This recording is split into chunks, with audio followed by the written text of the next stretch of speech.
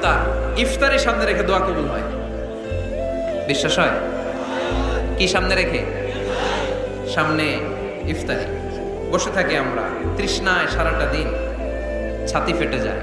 আল্লাহ দেখে, দেখতে দেখতে আল্লাহর একটা সফট কর্নার তৈরি হয়। এটাই সুযোগ কাজে লাগানো, ঠিক কিনা? মুমিন ঝোঁক বোঝে কোপ মারে, সময় মতো কাজ করে, ঠিক কিনা? আল্লাহ তখন ফেরেশতাদেরকে জিজ্ঞেস করে, এই ঘটনা কি? খায় না যে? খায় না কেন? আল্লাহ রোজা রাখছে। এগুলো কি? রো আফজা, পেঁয়াজ, আলুর চপ, বেগুনি, মুরগির রান খায় না। খায় না কেন? ওরা যে ক্ষুধার্ত, আল্লাহ আপনার ভয়ে।